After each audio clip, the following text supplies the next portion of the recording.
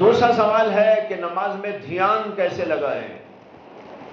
اس کے اوپر گزشتہ مجلسوں میں بھی بہت تفصیلی گفتگو ہوئی۔ جو لوگ پہلے سے حاضر رہے ہیں اور انہوں نے ان جوابات کو سنا ہے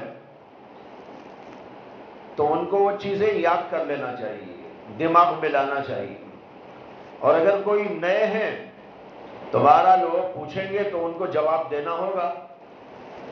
لہذا اس کا جواب یہ ہے کہ نماز میں دھیان اس طرح لگایا جاتا ہے کہ سب سے پہلے تو نماز کو جاتے ہوئے ہی تصور باندھے کہ ہم اللہ کے دربار میں جا رہے ہیں۔ وضو کرتے وقت دھیان، چلتے ہوئے دھیان جمع کر جائیں۔ میں کہاں جا رہا ہوں؟ اللہ کے پاس جا رہا ہوں، اللہ کے دربار میں جا رہا ہوں، عظیم الشان دربار میں جا رہا ہوں، حاکم الحاکمین کے دربار میں جا رہا ہوں۔ جیسے مثال کے طور پر اگر آپ کسی بادشاہ کے دربار میں جا رہے ہو، آپ کا دماغ ادھر ادھر نہیں ہوگا، دھیان ادھر ہی ہوگا۔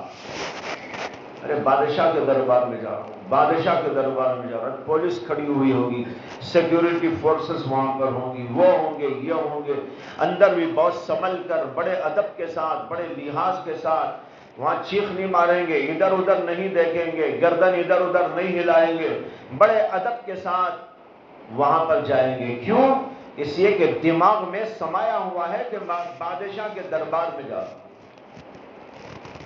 میسور میں جو راجہ کا محل ہے، یہاں میسور والے بھی موجود ہیں اور میسور کے قریب والے بھی موجود ہیں، اور بنگلور والے بھی بہت جاتے آتے رہتے ہیں، میں بھی گیا ہوں بہت دفعہ۔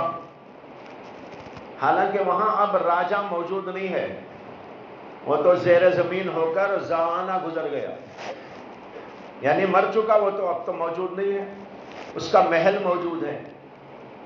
لیکن اس کے باوجود آپ وہاں جا کر دیکھیں، جنہوں نے وہاں کبھی داخلہ لیا ان کو اندازہ ہوگا کہ وہاں راجہ نہ ہونے کے باوجود جب آدمی وہاں پر جاتا ہے تو اس تصور سے کہ یہ ایک راجہ کا محل ہے، اس کے اوپر ایک قسم کی عظمت طاری ہو جاتی ہے، دھیان ادھر ہی رہتا ہے، ادب کا لحاظ ہوتا ہے، وہ چیخے گا نہیں، پکارے گا نہیں، الٹی سیدھی حرکتیں نہیں کرے گا۔ وجہ کیا ہے کہ عظمت طاری ہو۔ جب ایک مردہ بادشاہ کے محل میں جانے کا یہ حال، ہمارا خدا تو زندہ خدا ہے، ہمیشہ ہمیشہ کے لیے زندہ ہے، وہ الحی القیوم، وہ زندہ ہے، پوری کائنات کو سنبھالنے والا ہے۔ جب اس کے دربار میں ہم جائیں تو یہ تصور باندھ کے جائیں گے تو آپ بتائیے کہ دھیان رہے گا کہ نہیں رہے گا؟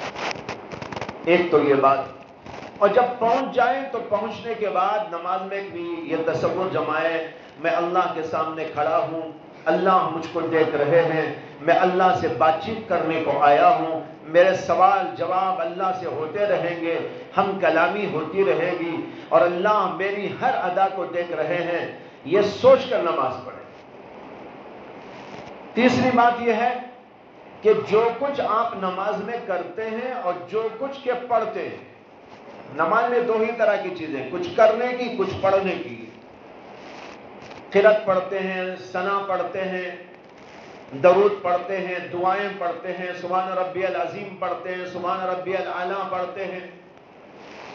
تو جو کچھ پڑھتے ہیں ان چیزوں پر دھیان جمائیں۔ میں اب سورہ فاتحہ پڑھ رہا ہوں، میں اب یہ سورت پڑھ رہا ہوں، اب میں رکوع کر رہا ہوں، میں رکوع میں یہ بول رہا ہوں، اللہ اس کو سن رہے ہیں۔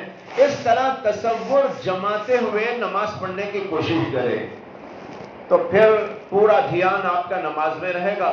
اور جب نماز میں دھیان لگ گیا تو ادھر ادھر سے دھیان خود بخود ہٹ جائے گا، اس لیے کہ اصول یہ ہے کہ دماغ دو طرف متوجہ نہیں ہوگا، ادھر ہے تو ادھر نہیں، ادھر ہے تو ادھر نہیں۔ جب ہم اللہ کی طرف اور اپنی نماز کی طرف دھیان جما لیں گے تو نماز کے اندر دھیان خود بخود لگ جائے گا اور دیگر چیزوں سے خود بخود ہٹ جائے گا۔